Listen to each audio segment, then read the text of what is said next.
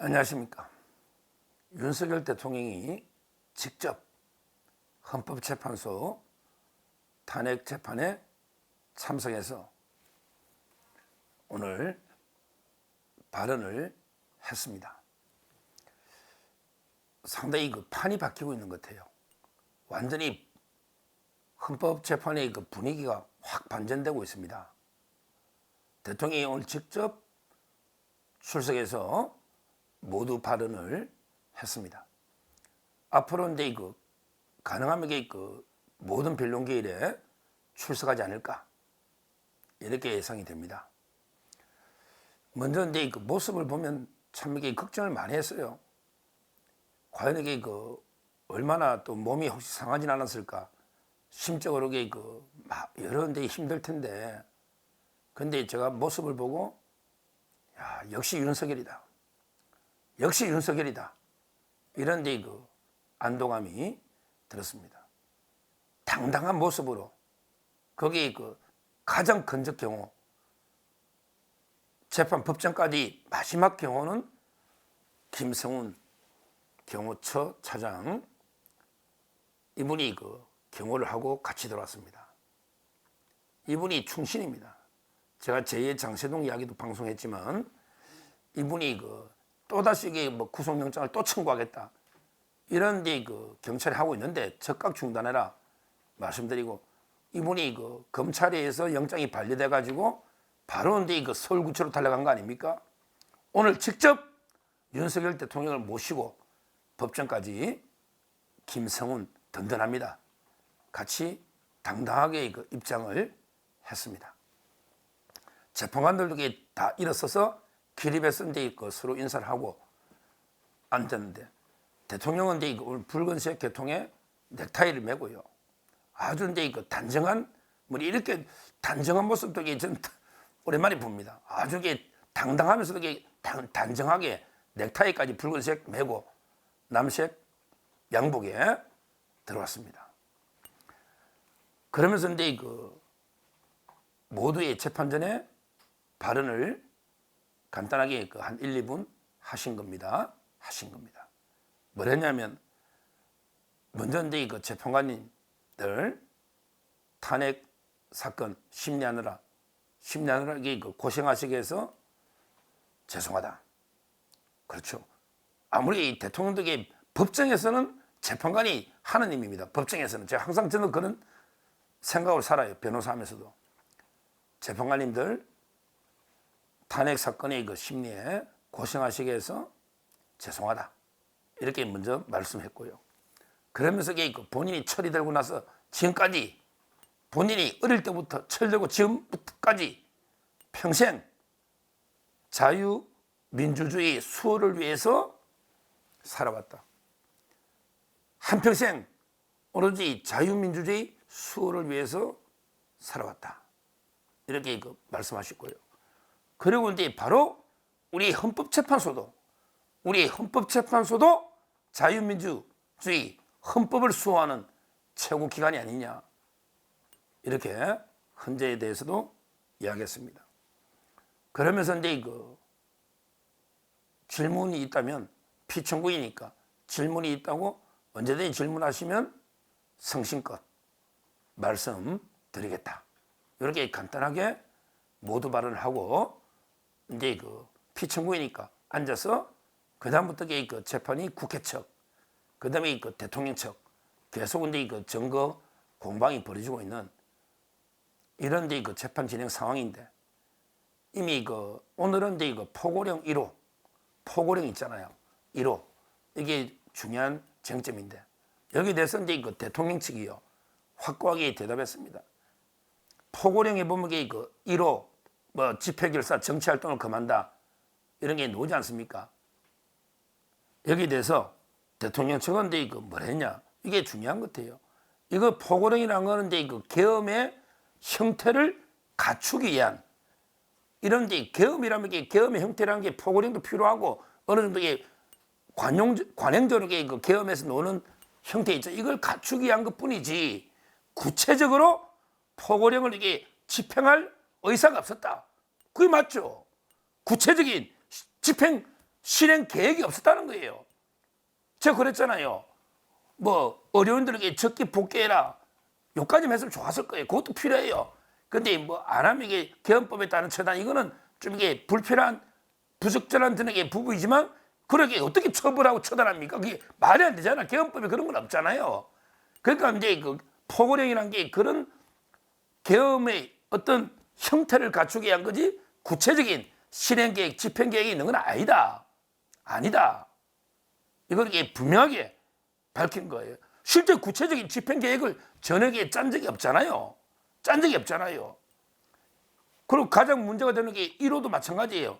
1호 일체 정치 활동을 금한다 집행을사, 이 부분은 이것도 이게 그 국회에 어떤 게 불법적인 폐악질 이런 걸 이게 해서는 안 된다 이런 의미지. 실제 국회를 해산하거나 국회에 어떻게 정치 활동을 다 없앱니까? 그런 적이 없는 거예요. 국회가 워낙에 그 예산권, 탄핵권, 뭐 전부 법률 재정권 가지고 워낙 폐악질하니까 이런 불법적인 국회 활동을 하지 마라 이런 의미지. 이게 뭐 국회를 없애거나 할 수 있는 게 아니잖아요. 아니잖아요. 실제 이걸 이게 그 분명하게 포고령이 오늘 쟁점이 되고 있으니까 이걸 이게 대통령이 분명하게 그 밝혔습니다. 그리고요, 그 두 번째는 이제 그 가장 논란되는 게 체포조잖아요. 체포조잖아요. 거기에 대해서 대통령 측이 뭐라 했냐? 아니, 진짜 이거는 이게 황당한 체포조를 이게 체포 전에도 체포 채자도 꺼낸 적이 없다 하지만 절대 이재명, 우원식, 한동훈 체포해라고 지시한 적이 없다는 거예요. 아니, 체포해라고 했으면 진짜 바로 체포했겠지. 집에 한동훈 집으로 갔겠지. 한동훈이 어디 사는지 누가 모르냐고. 더 탐사도 아는데 그런 게 체포 지시가 일체 없었다. 저는 이 부분이에요. 이 부분이 아무리 봐도 이게 그 조지호 이분이 지금 암호력에 투병한 어려운 상황이에요. 그러다 보면 이게 여러 해유에 넘어갈 수 있잖아요. 제가 경찰들 많이 만나봤는데 김봉식 서울청장 아무 말이 없어요.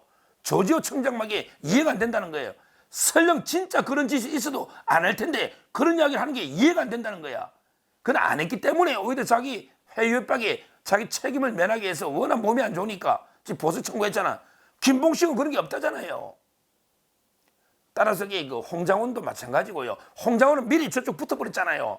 미리 저쪽 민주당에 붙었잖아요. 이 오염된 짓을 대통령이 어떻게 체포하고 끌어내고 국회는 어디 둡니까? 어디 가다 둡니까? 그러게 그게 그러면 이게 200몇십 명 미분 됩니까? 아니 국회에 보좌진하고 의원만 해도 1000명이 넘는데 200몇십 명이 어떻게 체포합니까? 의장을. 한동훈은 게 어디 있습니까? 체포조가. 체포조 역할하는 사람이 어디 있냐고요.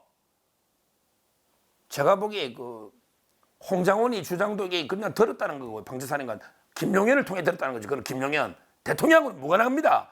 홍장원의 주장은. 근데 조지호 주장 하나가 있는데 이것도 저는 진술이 오염될 가능성이 상당히 많았다.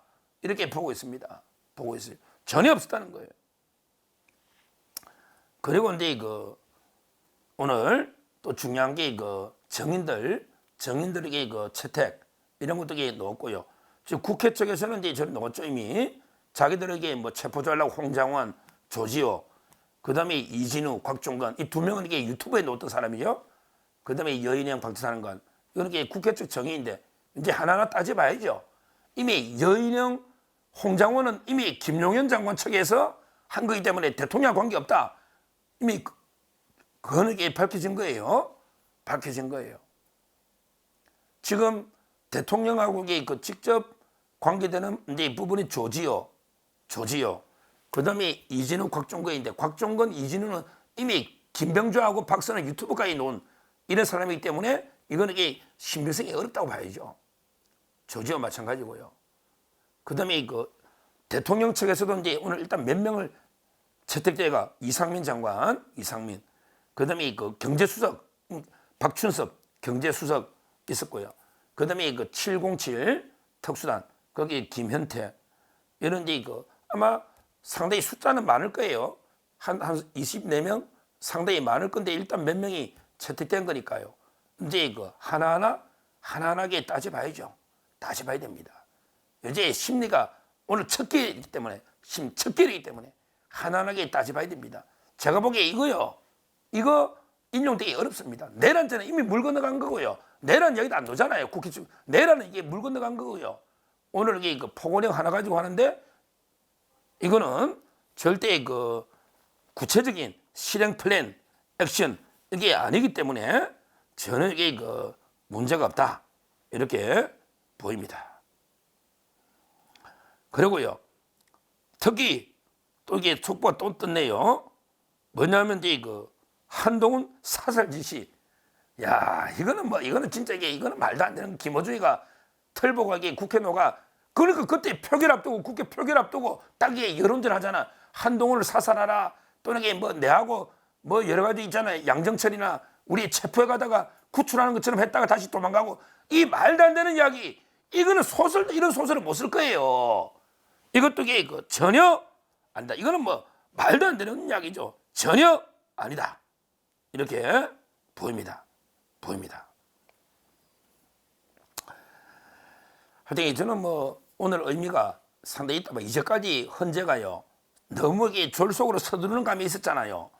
그랬잖아요. 근데 그것도 우려를 표시했다고 하는데 이제 대통령이 계속 나오면요 하나하나 이게 공정하게 재판이 하나하나 쟁점 따져봐야 될 거 아닙니까? 오늘 이게 포고령 1호부터 해서 지금 다툴 게 한두 개가 아니에요. 여기에 저는 가장 결정적인 거는 제가 이게 따로 방송했지만 이제 선관위의 메인 서버를 검증을 받겠다고 선관위 사무총장 김용빈 이분이 국회 나가 국정조사특위에 이야기했잖아요. 이게 핵심입니다. 선관위 메인 서버를 한번 헌재가 검증을 하자. 현장 검증을 하든 전문가들 검증을 하자. 그러면 이게 그 엄청난 또 이게 일이 벌어질 겁니다. 하나는 이거 안 캐면 안 되지. 선관위 메인 서버를 검증한다. 이거는 이게 국회 아마 비자의 카드로 대통령께서 계속 내니까 넣을 겁니다. 전부 다 이게 허구입니다. 우리 최상목의 메모도 이제 밝혀졌잖아요. 최상목의 메모가 국회를 없애고 입법기구를 만들자는 게 아니고 계엄일단에게 이거 비상 우리가 긴급재정경제명령처럼 이런 이제 비상대권이 있잖아요. 그러다 보면 이게 계엄이 되다 보면 이게 예산도 이게 그 항목들이 달라질 수가 있거든요. 여기 기재부 내 TF팀, 기재부 내에서 비상 입법을 위한 이런 이게 그 TF팀 만들라 이런 기구지. 이게 뭐 국회를 없애고 국회를 대체하는 옛날에 전두환 국보위처럼 이런 게 아니잖아요. 이걸 이게 분명히 김용희 장관이 오늘도 밝혔거든요. 오늘 이게 이미 많은 게 밝혀졌어요. 차은경이가 영장에 유일하게 질문한 최상목 노트 이거는 이게 이미 해명이 100% 된 거예요. 그 다음에 포고령에 대해서도 뭐 저는 충분히 됐다 봐요. 포고령에 대해서도 이게 구체적인 실행 플랜이 없거든요. 없잖아요. 근데 그는 계엄의 요건을 갖추기 위한 하나의 그 행위지 집행 의사가 전혀 없었다. 구체적인 집행 계획도 없었다. 이런 이야기예요. 그 포고령은 계엄명령에 의례적으로 있는 이런 거다. 이 말입니다. 실제 그 체포조 이야기는 없었고 암살조는 터무니없고요. 그 다음에 더 황당한 게 우리 국회 탄핵 소추 중에 5가지 사유 중에 판사 체포 있잖아요. 김동연 이것도 터무니 이거는 아예 홍장훈 이야기도 없어요. 여인영 이야기도 없다니까. 이거는 이게 조지호가 이것만 봐도 조지호 청장이 말이 안 된다잖아. 김동연 체포 이건 말이 안 되는 이야기거든요. 말이 안 되는 이야기다. 저는 오늘 상당히 그 윤석열 팀이 기선을 제압했다. 완전히 기선을 제압했다. 정청래 이제까지 자기 대통령이 없으니까 마음대로 떠들다가 이제 대통령이 당당히 나와서 딱 모두 진술하고요. 그리고 대통령 앞이니까 이제 변호인들도 막 날더라고. 옛날에 자기는 뭐 그때 조대현 변호사도 잘했는데 그것 잘했어요. 제가 자세히 보니 이제 대통령이 딱 보고 있으니 변호인들도 자신감이 생기잖아요. 오늘은 그 윤석열 팀이 완전히 정청래 멍청래 팀을 압도한 기선을 제압한 현재까지 자 속보로. 근데 중요 부분이 대통령 진술과 그다음에 국회 측 대통령 중요 부분이 이미 다 방송이 됐기 때문에 제가 속보로 긴급하게 전해드리고 앞으로 매 변론기일마다 신속하고 정확하게 전해드리도록 하겠습니다. 감사합니다.